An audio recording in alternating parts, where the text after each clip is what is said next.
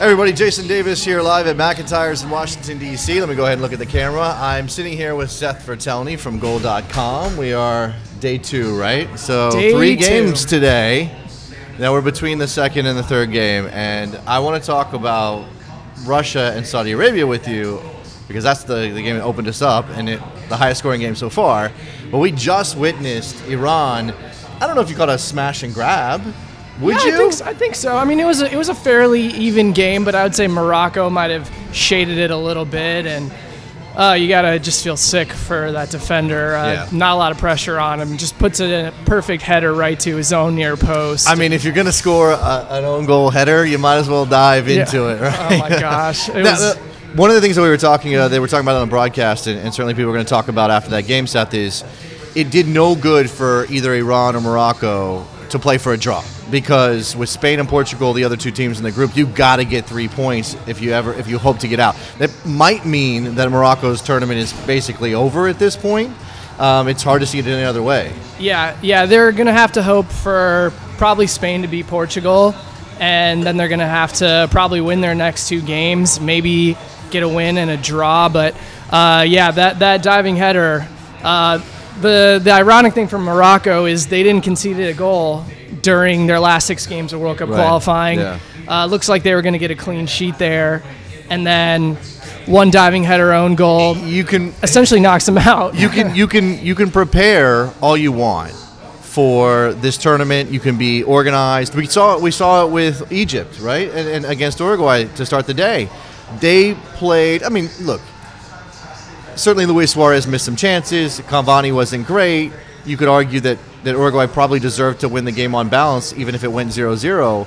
But you also have to say that Egypt played very well, especially without Mo Salah to provide that extra danger up top. And in the end, you slip on one set piece, and Jose Jimenez, and it's a goal. Yeah. You could see that Egypt was set up trying to get a 0-0 draw, and they very nearly got it. You could see what got them to this World Cup. They're organized. Yeah. Hector Cooper is a good coach. That's what he does, right? That's what he does. Yeah. And without Salah going up against Uruguay, they almost got it. It was also asked of me, like, okay, so you're coming down to the last 10 minutes of that match. You've got Mohamed Salah on the bench. You've said that he's fit to play. Now, I don't know, maybe Cooper was playing some mind games. It's possible. Just put the threat out there for Uruguay to have to deal with.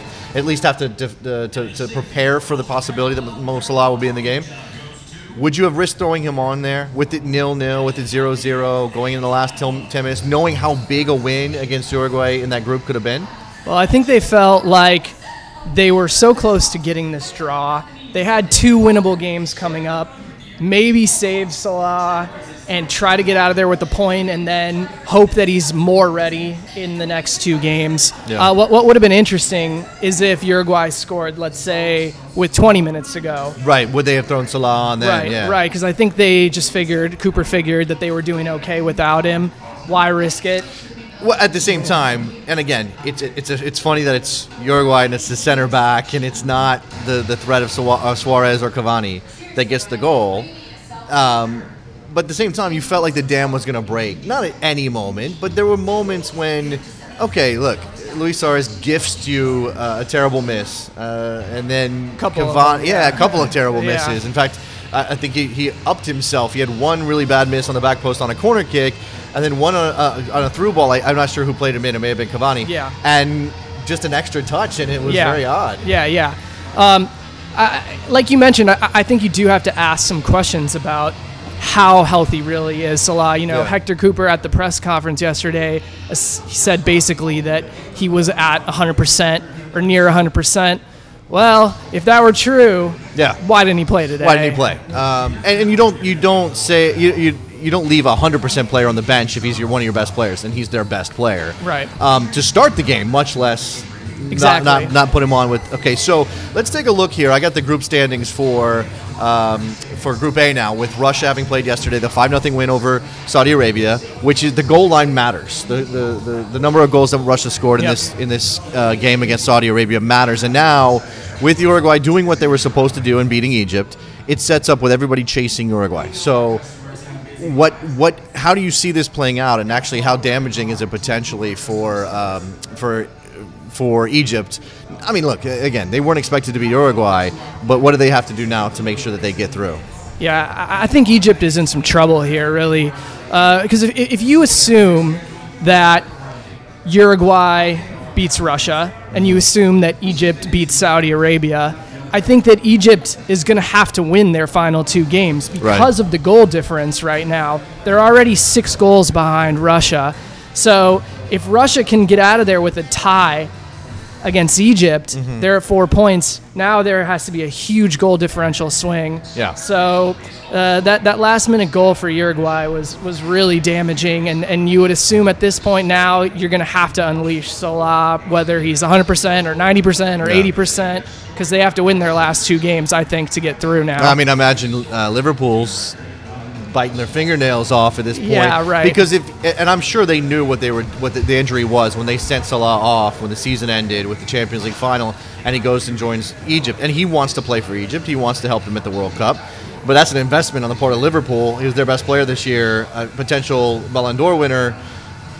If he gets, I mean, if this wasn't the World Cup, he'd be sitting out for the rest of the summer. He wouldn't be doing a damn thing with that shoulder.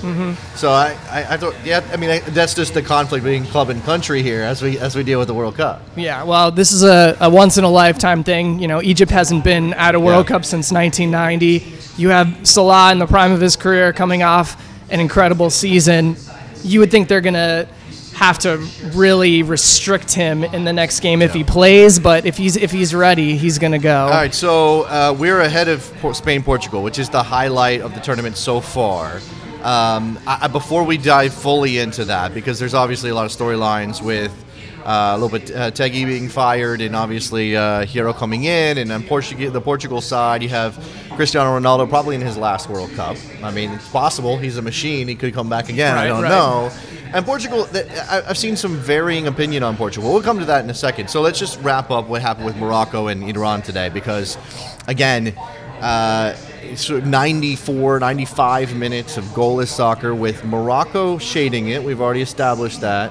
And the Iranians, is that what Queiroz would have wanted out of that game? Obviously, the win is what's important here, but the performance-wise, because they obviously have to build into the tournament if they're going to have any chance of pipping, say, Portugal, or maybe a messed-up Spain to get into the next round. Yeah, no, I mean, I don't think Iran's performance was great. I think they had to rely on a few good saves from their goalkeeper. I think that Morocco controlled the balance of the game. But when you're a country like Iran at this tournament, probably the least talented team in this group, you can't really pick and choose how you win these games. And getting 3 points is massive. And going forward, I think they might be reasonably confident that they can do the same maybe against Portugal and get a draw. You know, Spain, that's asking a lot, but who knows? I mean, maybe 4 points will be enough to get out of this group if Spain wins all their games. Yeah, you know, watching that game, the one we just finished, Iran they were dangerous on the counter. They just didn't finish the chances that they had, and that's really where this is. Not to make it about us at all, Seth, but this is sort of what the American philosophy, the formula was for a long time. You play good defensive soccer, you play organized defensive soccer. You get a set piece or you get a counter attack. And if we're not going to be there, I guess maybe we should adopt Iran. Right, well, and also to make it about us, do you know the only other game that Iran has won at a World Cup? 1998. That's in correct. France, the worst American World Cup of the modern era, absolutely. So, okay, I don't have the standings yet for this game, and obviously we're waiting for Spain and Portugal. But let's talk about that. Let's talk about how this sets up. And this is marquee because you have the defending European champions. You have a World Cup champion from 2010. You have Spain sort of fancied coming into the tournament with all the talent that they have. Now you have this controversy with the head coach. I talk to people, and everybody kind of comes to the conclusion that if anybody can deal with it, it's Spain. Do you expect them to deal with it? I think so. I think they can. Obviously, this is an unprecedented situation, right? Has this ever happened where one of the tournament favorites, let alone any team, fires their coach 2 games before the World Cup starts? 2 days, yeah. So it's 2 days, I mean. So it's hard to know exactly how they're going to react, but like you said, if anybody can do it, it's them. They're a team that kind of coaches themselves in a way because they have so many experienced players. I think today they're going to start 4 players that started the 2010 World Cup final. So if anyone can overcome this, it's Spain. They're going to be they're going to be taken over by Fernando Hierro, who wasn't on the sideline, but I think he's going to defer quite a bit to some of the assistants who've stuck around. You have to. I mean, I don't think Hierro's going to come in and rock the boat. And this isn't a club job where he has to stamp his authority. They have to win 7 games, or they have to play 7 games. They have to win at least 4 of those games to lift the trophy. So he's going to just go with. I mean, I made the joke to somebody on Twitter. Why don't you just hand? And I know he's co-captain and not captain because you have Sergio Ramos. Why don't you just give the job to Andres Iniesta as he goes out the door here? I mean, essentially that might be what happens, whether it's an official title or not. I mean, these guys are so experienced. They've got World Cup winners. They've got Euro winners. Like I said, if anybody can overcome this, it's Spain. But you do have to wonder what this situation is going to do to them, because I know that in that locker room, the reports have been that most of the players wanted him to stay, even though he sort of went around the federation and basically told them that he was taking the Real Madrid job and didn't really give them a chance to respond. And even with that going on, most of the players, I believe, wanted him to stay. So, once the game starts, I don't think they're going to be thinking about that. But in a locker room that's divided amongst Real Madrid and Barcelona players, it's been an issue for Spain in the past. Those two factions, you do wonder if there's going to be some kind of an effect in the locker room. I mean, they overcame that. So, I talked to Charlie yesterday, and the thing that we said was they overcame that. They dropped that label as underachievers, because Spain was always underachieving on the international level. When they won the Euros in 2008, when they won the World Cup in 2010, when they followed up again in 2012, and they're never going to, they might not ever approach that epic run again, but they still have the talent, and they figured out how to handle all of those internal divisions. I don't know that that's, broken open by the fact that Lopetegui gets fired and Hierro, a Real Madrid legend, comes in or not. Probably not. But it's about today, and it's about making sure they can do a lot to get to calm any issues with the fans or upset with the federation, or what Rubiales might have to deal with if they can handle Portugal today. So what can Portugal do to counteract Spain, especially considering, and this has been a talking point for them coming into the tournament with this game targeted, Spain's going to have the ball, or you expect Spain to have the ball, and Portugal can't just sit deep the way that we've seen some of these teams play so far and expect to be able to handle Spain. Spain will punish you. They'll break you down. Right. No, I think that Portugal still has a huge task to overcome today. I'm not really that high on this Portugal team. I think, Ronaldo is obviously the headliner, and he's somehow in as good a form now as he has been in the last 2, 3, 4 years. But other than that, this is an aging team.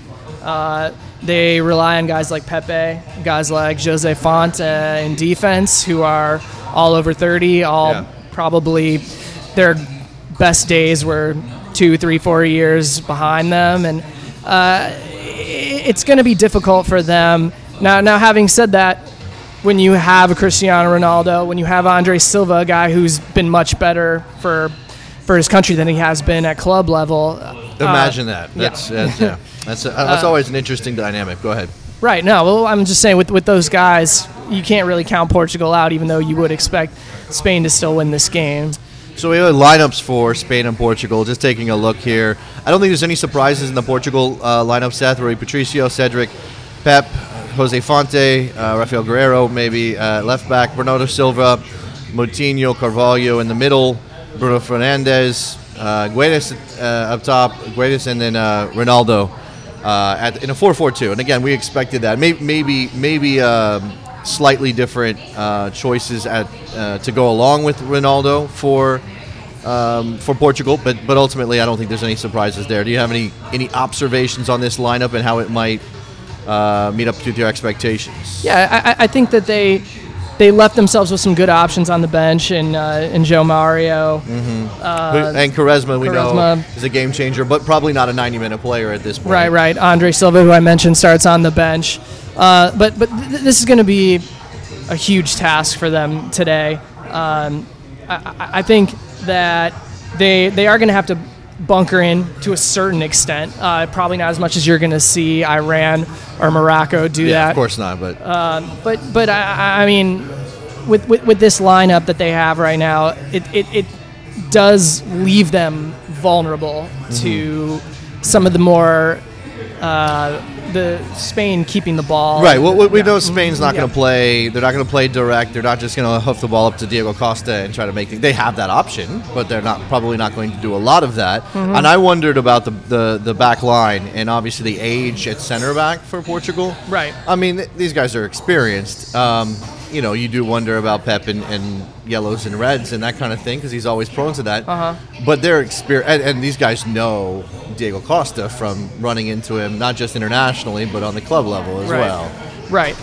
And I think that's going to be definitely a matchup to watch. Diego Costa against Pepe. I would imagine both will come out of that with at least a yellow card. What you have to watch for in a tournament like this because of accumulation. I mean, you don't. Right. And both of those. Yeah. I mean, that's. It's a street fight between two guys that are known for being a little combustible at times, right? Right. Yeah, but with the Spain lineup, I think what they've been able to do fairly well is maintain their veteran core. Like I said, they have 4 guys starting today who started the 2010 World Cup final.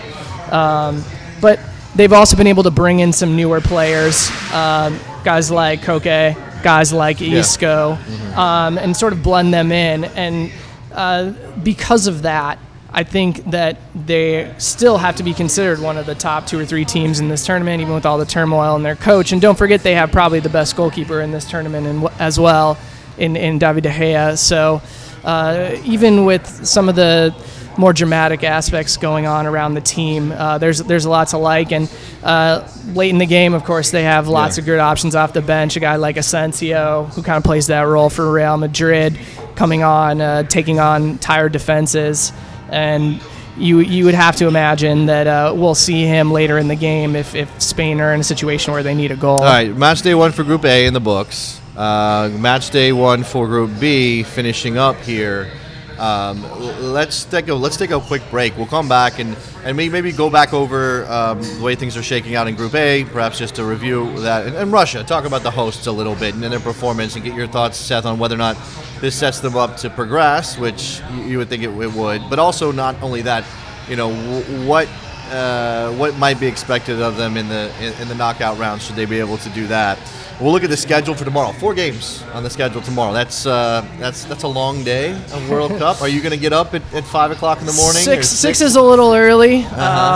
We'll see about the 8 o'clock game. But, sorry, France and Australia. That's probably not going to happen. Yeah, it's an early day. All right, let's take a break. When we come back, we'll touch on some of the other stories around the World Cup. Keep watching Compass Football. Stay right there.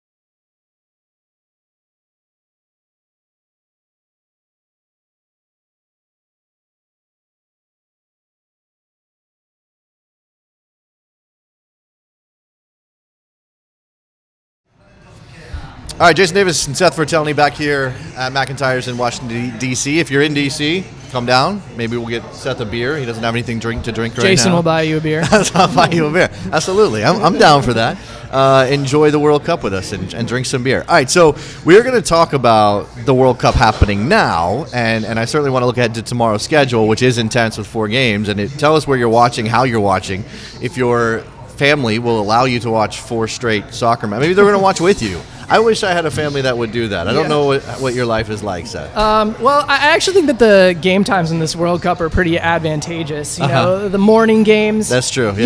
Tomorrow by 10 a.m. you could have already watched 2 games. You can, and then you have to kind of figure out if you're. Yeah, I see. Right. I mean, like the rest of the day. I mean, that's a little dicey. Now it's like your Saturday afternoon. The whole Saturday. Yeah, right. But yeah. So we'll get to the World Cup schedule tomorrow. But I just came across this story from ESPN that I think is interesting because we spent a lot of yesterday talking about the World Cup bid for 2026, the United States, Mexico, Canada, the United bid.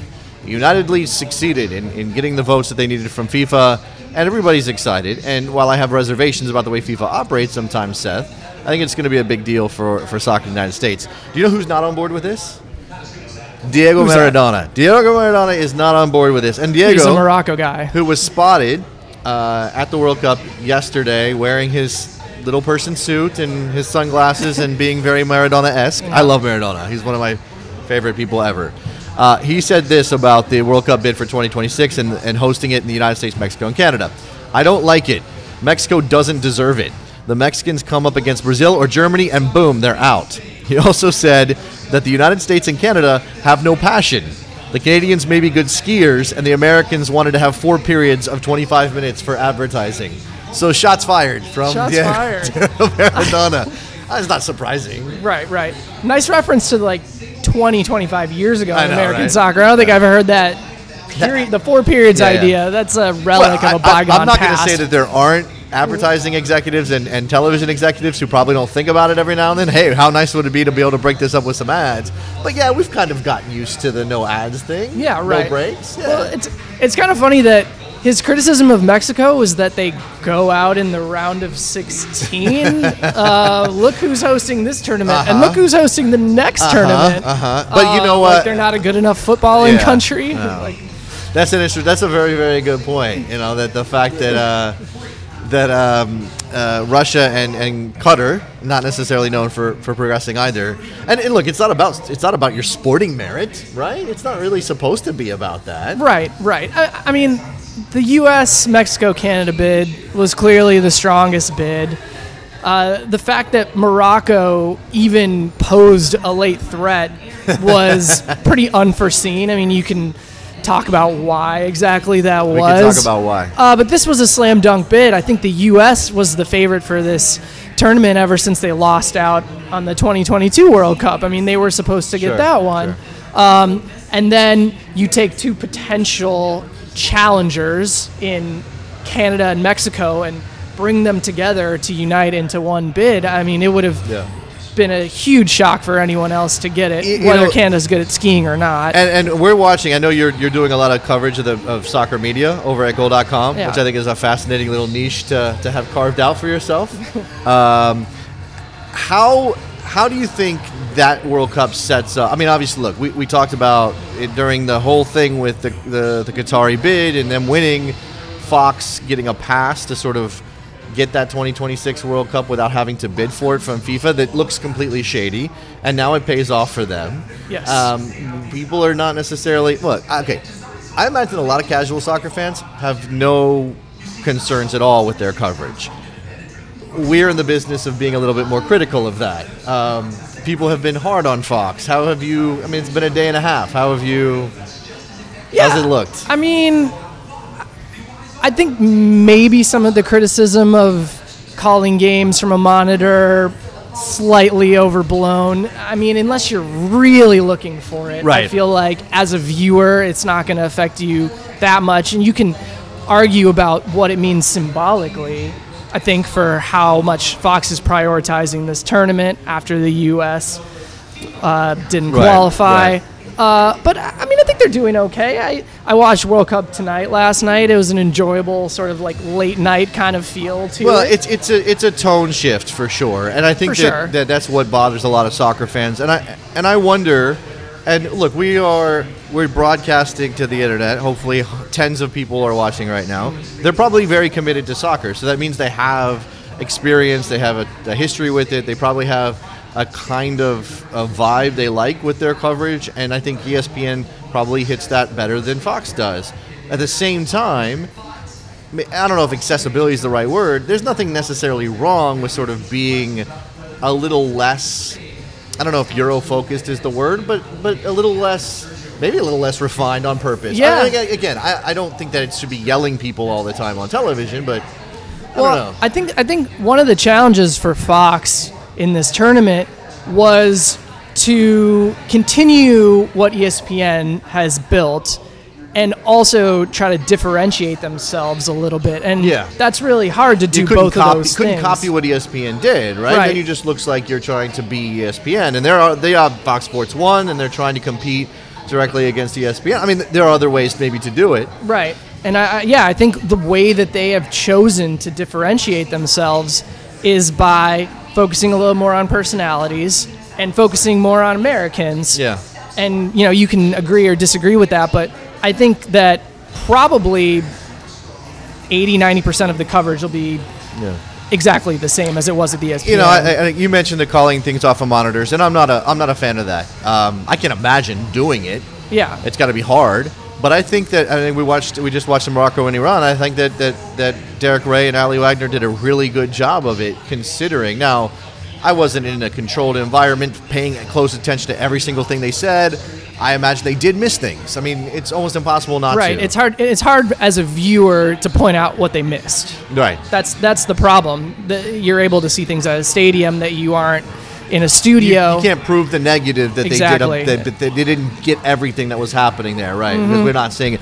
I don't know. It's just an interesting topic, and obviously, again, the World Cup coming back in 2026 means, and they have two tournaments to get better at this. They have this one. And they did a good job. I don't think there's anybody who said they didn't do a good job with the Women's World Cup.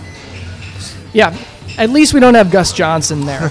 So I have a weird soft spot for Gus Johnson. I'm not saying he would have been good. I think he would have been not good. No, but at the same time, we ran him out. And I say we, I mean soccer people in America. We ran him out of town so fast. We don't like outsiders, I Jason. guess that's what it is. I mean, I don't know. It's a very interesting situation. situation. Yes, he struggled at first.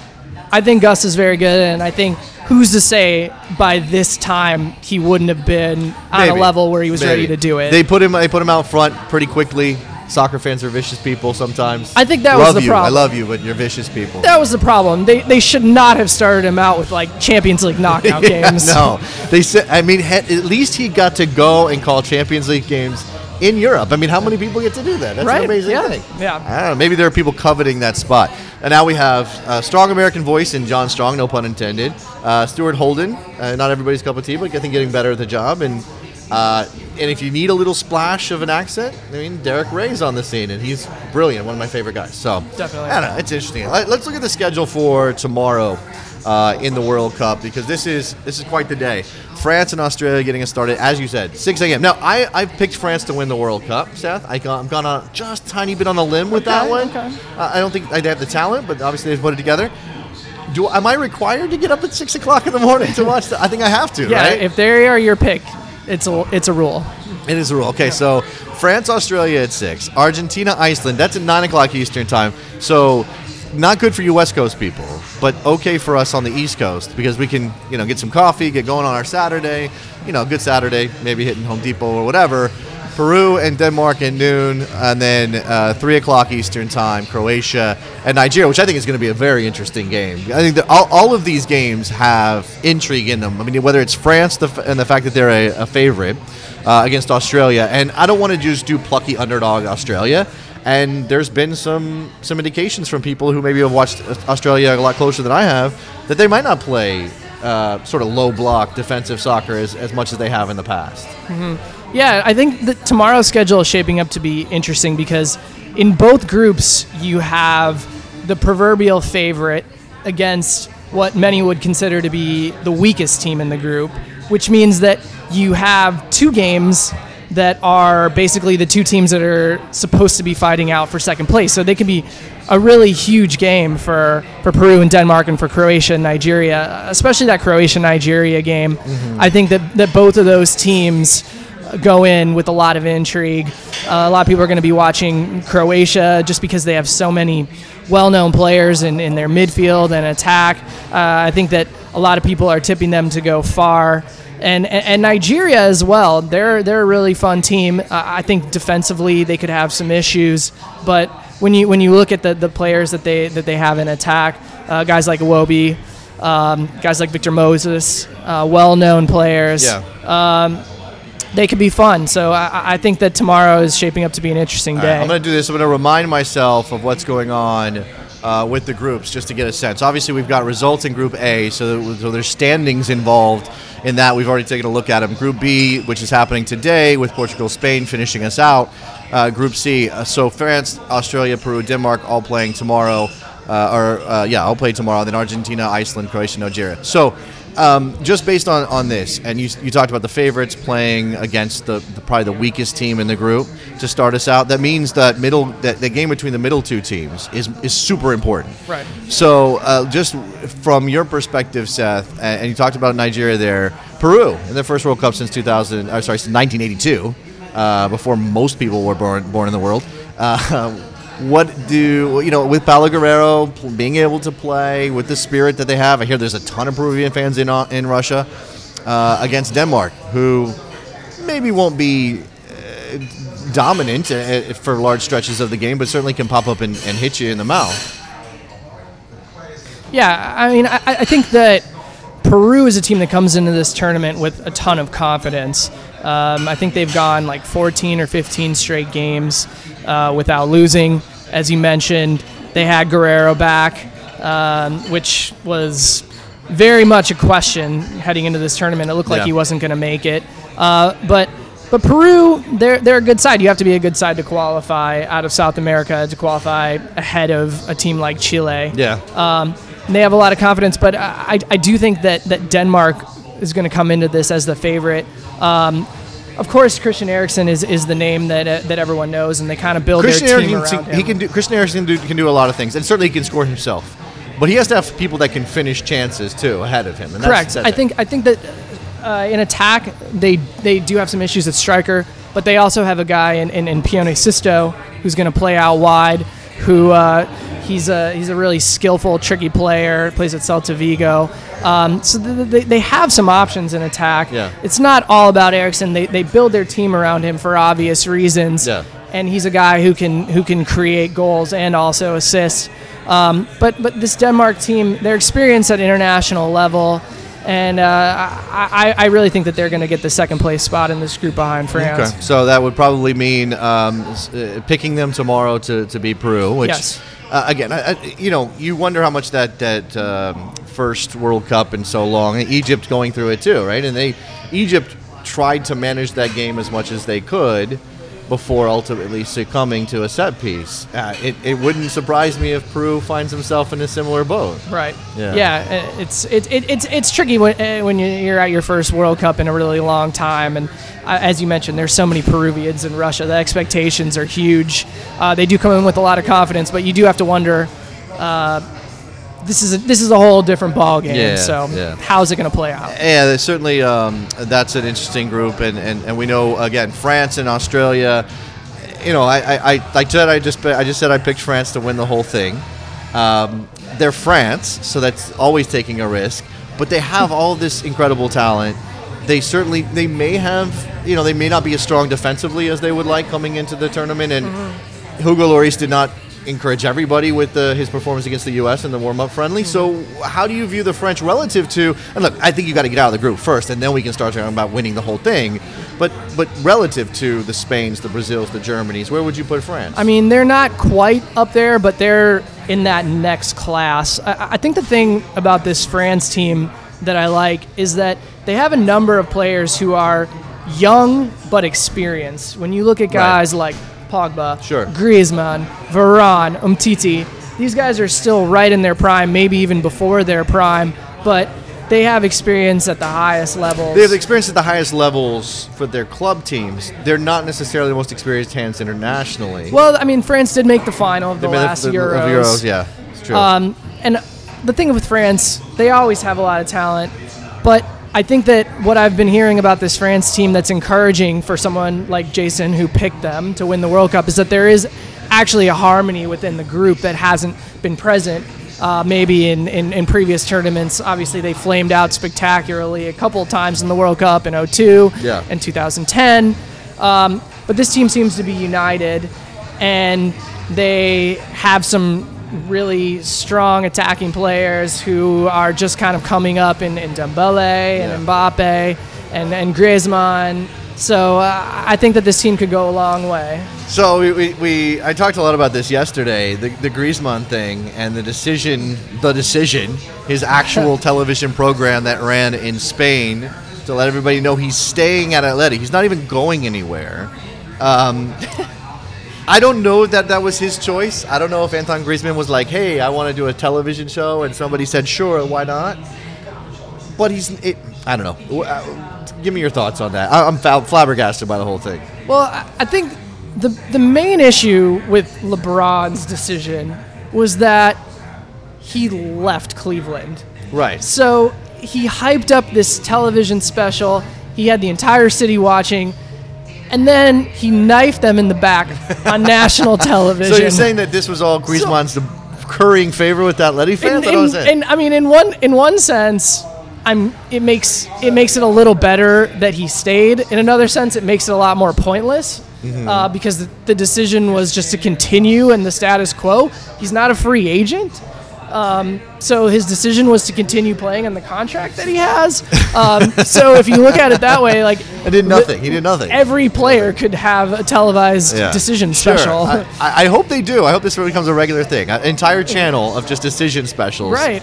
Every time we hit a transfer window or come to the end of a season. Yeah. So if you're wondering how France processed this, because you could reason yourself into a situation where maybe it's an argument where maybe it's a distraction for France. They are a team that can tilt the wrong way if things don't go quite right. This is what Hugo Lloris said. We are very focused on the World Cup. We are anxious to get underway. We experienced the program like you did, and we had a laugh. The most important thing is that Antoine feels good and is now free of this because of the pressure he was under during the past few weeks, which I do think was probably a factor for Antoine Griezmann, that it was, hey, where are you going to play? Are you going to go to Barca? Are you going to stay with Atleti? Are you going? What's the deal here? And he's not a generational talent, but he's probably a top 5 attacking player in the world right now. I mean, if this is what he needed to get this weight off his shoulders, to feel like he could be entirely focused on the World Cup, maybe it's a little grandiose, but you do you, Antoine. Yeah, go ahead, Antoine. Yeah, and again, as long as this doesn't upset things in the France camp, and again, he wasn't. It's not like he was doing this live, right? Because he's with France. He didn't leave the France camp to go sit in front of a studio audience and be interviewed. Who interviewed LeBron? I forget who it was. I don't remember. Yeah. Was it Jim Gray? It might have been Jim Gray. Yes, I I believe it actually was Jim Gray. That's a really good memory. Yeah, that was a big pull. Yeah. So another funny thing about this was that Gerard Piqué was actually really involved in the making of this. It was like his company was like so directing that's why he it. retweeted Griezmann's announcement Correct. or whatever, because I think everybody assumed that Piqué is sharing this, that means Barca's in the plans. Right. That clearly wasn't it then. Right. And you just wonder throughout the making of this if Piqué was maybe trying to sway him towards Barcelona, or like maybe he was the music done by Shakira, because that would be the next way to make it better. Exactly. Right? It should be. It didn't work though. No. It's so France. Okay. So and Australia. I mean, obviously, look, Australia in a similar situation as a lot of these third, fourth choice teams in groups based on paper, but they have the chance to get out of the group if they and getting something off of France. I mean, how do you play this if you're Australia? Do you even bother with it, trying to figure out something attacking, or do you just let those counters and set pieces to come because France is going to probably have the bulk of the chances?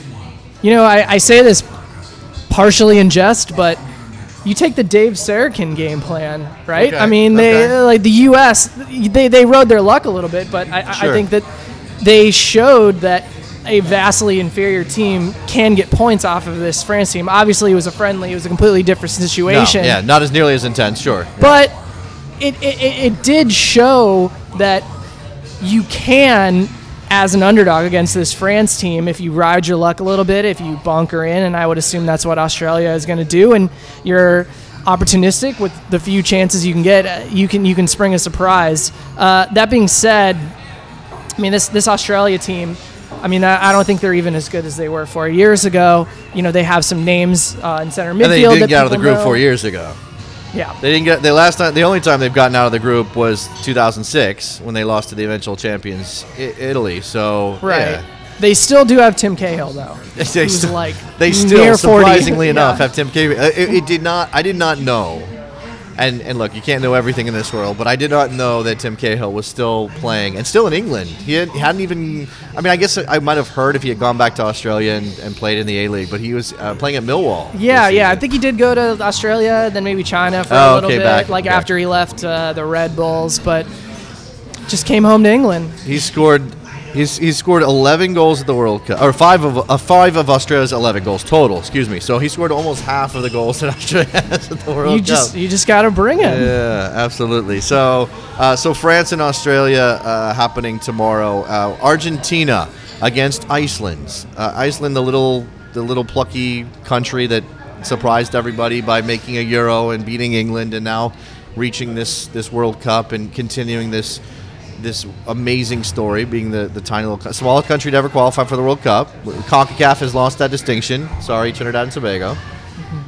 What's the because look, out of everybody, and France has pressure, and Germany has pressure to repeat, and we know about Spain and what's going on with Lopetegui and everything, but Argentina's pressure is probably the most intense. Right, and the pressure on Argentina is so intense that I think they have sort of recognized this in Argentina, and they had like a sending off ceremony for the team, and the president of Argentina, Macri, essentially said, guys, win or lose, we're still going to love you. Go out there and have a good time. I think that they recognize that this pressure is so intense that the pressure on Messi in particular is so intense that they've kind of started to counteract that a little bit back in Argentina. There's a backlash to the pressure. Exactly, Okay. exactly. All right. Look, I mean, I think that Argentina is going to wake up one day after Lionel Messi retires, and they're going to go, wow, we really treated that guy like crap. We should Yeah. have. And look, it's not everybody. It's not the entire country, but there is a significant part of the country that,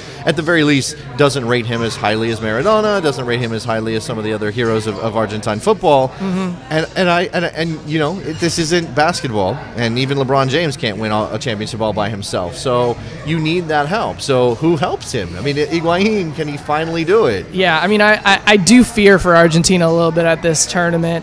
Obviously, when you have Messi, you have a chance, and they have some huge names to go alongside him in attack.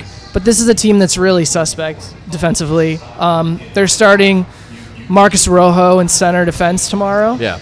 I think that it's a team that doesn't really fit with the way that Jorge Sampaoli, their coach, normally likes to play. He normally likes to play a high line. And press. they don't have a lot of speed in defense. They can get beat over the top.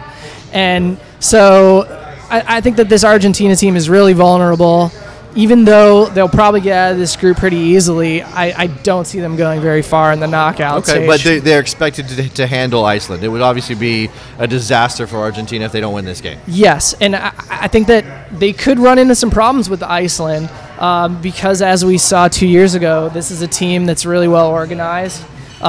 They know how to play against bigger countries because most of their games are against bigger countries and better countries. Yeah, population-wise, they're all against bigger countries. If they get Andorra or they get Cyprus, maybe. So this is right up their alley, and you know I think they do have a couple of injury concerns. Gylfi Sigurdsson has had a knee issue, but it sounds like he's recovering. Their captain Aaron Gunnarsson also has an injury issue, and you know people who observe the Iceland team much more closely than I do say that Gunnarsson's actually more important to them than Gylfi Sigurdsson. I was thinking about this, watching some games today, Uruguay and Egypt mostly, that what the World Cup is about a lot of times is it's about, there's always those organized plucky teams. I mean, you can say it that way. I mean, that's unfair to them. Some of them are good. Yeah. They're just organized. They're calling cards. Their ability to win games or get points is based on being organized in defense, hitting on a counter, maybe getting a set piece, having a player like Salah, if he was available to change a game, a moment of magic. It comes. I mean, again, this is sort of how the United States has always been. Not a lot of World Cup wins to their name, and maybe that says something. And then the other side, you have countries, and for me, it's about margin of error, right? So a country like Uruguay, who has talent and has Suarez and Cavani up top, and obviously has some influential midfield pieces, their margin of error is pretty big against a country like Egypt, but it's not like it would be if they were Germany or if they were Brazil. And if you're going to beat one of these favorites, and Argentina's in that group, you almost have to play a perfect match if you're Iceland. I mean, it has to be from there can't be a missed mark on a set piece. There can't be, you can't lose your man out wide and allow a free cross. You can't get beat at the top of the box, especially when you're talking about players like Messi and the interchange that Argentina's going to use to try to break you down. Right, and I also think that Iceland, even if they get down a goal, are probably still going to try to keep it tight. Yeah. I mean, goal differential is going to be huge in this group, and you would assume from Iceland's perspective that Argentina will win all 3 games, and if that happens, then you're fighting it out for second place. And so I think that they're going to, even if they get down a goal or maybe even 2, they're going to stick to the game plan and hope to ride it out, keep the score down, and then get their points in their next 2 games. All right, so we are 15 minutes, less than that, away from Portugal and Spain. We're getting ready for that big one. That's the first giant match of the World Cup. Let's take a quick break. Seth and I will reset. We'll come back. We'll talk again about the lineups for Portugal and Spain, talk about what Portugal needs to do to try to win this game. And again, Hierro, what kind of changes, if any, did he make to this Spain lineup? You wouldn't expect him to. Stay right there. Compass Football. We'll be right back.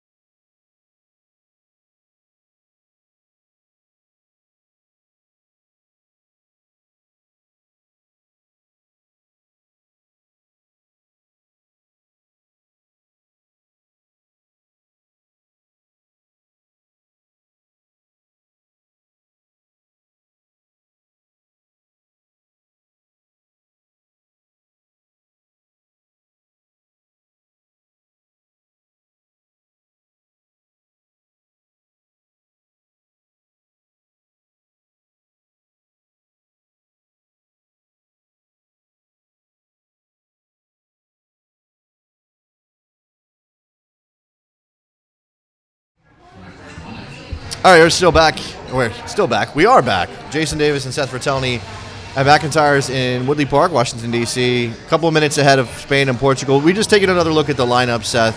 This is the thing about Portugal. And they are the defending European champions. It's not like they haven't done things. It's not like they haven't won stuff. They did it without Ronaldo in the final. You know that they are competent and capable, and yet they're not going to really. They're not going to be the kind of team that you look at them and go, "Wow, that's one of the best teams in the tournament." Yeah. Just in the way that they play. But again, sort of talking about margin of error. You know, Spain has a large margin of error because of the talent that they have and the ability to knock the ball around the park. Portugal's margin of error is smaller, but they're probably better at that sort of game than almost anybody else in the tournament. Right. Yeah, I think that they have some guys that are really dangerous on the counter, which is how you would expect them to create most of their best chances today. Obviously, Cristiano Ronaldo, maybe his running at defense days aren't quite they're a little bit more in his rear view, but you have a young guy alongside him in Gonzalo Guedes, a guy who a lot of people are tipping for big things. Yeah. And he's going to do all the running. He'll do all the running. And Ronaldo's going to get to the back post. He's going to hang out. He's going to get high on those crosses, and you have guys that can put and you want to be obviously accurate. You don't want to just end up only having that idea, and you want to vary your attack. But they don't not have a ton of chances either. So right. Yeah. Yeah, and I think that this Portugal team has been a little bit hurt by the downturn in form of some of their key players from 2016. When you look at guys like João Mario, Andre Gomez, you would expect them, if you looked at 2 years ago, you would have expected them to be front and center in this team. They're not starting. And then a guy like Renato Sanchez, 2 years ago, you would have expected him and Ronaldo to kind of be the two shining lights of this team, and instead he's not even on the roster. Yeah. So I think that this Portugal side is strong, but they're not as deep as maybe they could have been due to some of those players not developing the way that they would have expected to develop. But this is still a side that can do some damage. We talked about bench options here. I mean, you don't expect this to necessarily be a goalless game going into the last 15 minutes. But if it is, who has the advantage in sort of game changers coming off the bench? Because again, Spain's got a lot of talent, but it's probably more about a team move to create a goal than maybe 1v1 type of creativity. Right, exactly. But when you look at the options to come off the bench late in the game, Spain has Marco Asensio and they have Lucas Vasquez. They play together at Real Madrid, and at Real Madrid they've kind of played that role as the game-changing sub. Yeah. So you would expect Spain to have the advantage in that regard. Now, also, having said that, Portugal has Gelson Martins, who's a really dynamic wide player, and I think he could definitely play a factor, along with Andre Silva, who's shown the ability, as previously mentioned, to score goals with his national team. Yeah, the late coaching change for Spain means we have a Fernando versus Fernando matchup at the coaching position. I don't know if that's important for the outcome of the game. I'm just obviously just getting there. But, you talked about goalkeeping. You mentioned David De Gea. I don't think anybody's putting Rui Patricio in David De Gea's class. De Gea, he probably won't be tested 6, 7, 8 times in this game, but he might have to come up big once or twice in order to make sure that Portugal doesn't get a goal. Because you imagine if Portugal goes up first, not that it'll be impossible for Spain, but that really does play to Portugal's hands. Correct. And I think that De Gea is really the X factor in this game because, as you mentioned, Rui Patricio, he's a good goalkeeper, but not nearly in the same level. And oftentimes in these games where you have two teams that are fairly evenly matched, the goalkeeper can be the difference. Yeah, and we've already mentioned goal differential 6 or 7 times in our conversation. And even though this is Portugal and Spain, they're both expected to get out. If things go crazy or something happens, or goal differential becomes a factor, even a 2-0 win for one of these teams could be big in the end. For sure. The other thing to keep in mind with this Portugal team is they have a few players starting who are with Sporting. Yes, and they had an extremely tumultuous end to their season. Rui Patricio, William Carvalho, Bruno Fernandes. I think that was the Purge Portugal is what that was. Right. They had some fans attack them at their training ground. They had players recently cancel their contracts with the team. I don't know how much that'll affect them, but I would imagine it's not going to help. No, probably not. I've been told, Tom Kundert from Portugal told me yesterday he doesn't think it's going to be a major factor, and it might even help them, those players who are able to kind of detach from what happened at Sporting, get away from all of that nonsense with their clubs. Yeah, they may have to worry about their contracts or leaving the team, but now they get to sort of this is their vacation almost from what's going on with Sporting, and that could ultimately help. And again, Portugal's expected to get out of this group. This is a big match, but this isn't the match we expect to decide who gets into the next round. Mm-hmm. And I think that both of these teams would have been happy if that Iran-Morocco game ended 0-0. Absolutely, yeah. Now they have a threat in Iran, but I also think that they will be happier to see Iran win that game as opposed to Morocco, because I think Morocco is a better team. I think they'll both feel confident that they can beat certainly. Iran. Yeah. So Yeah. It does set up. That is set up pretty nicely. All right, we got anthems. Ronaldo's very hyped up for Portugal, so we're going to step aside. I want to thank Seth Vertelny from Goal.com. Make sure you go follow him. You can see the Twitter handle there on the screen. And keep following Compass Football. We'll be doing stuff throughout the World Cup live here from McIntyre's in Washington, D.C. All right, guys. We'll talk to you. Bye.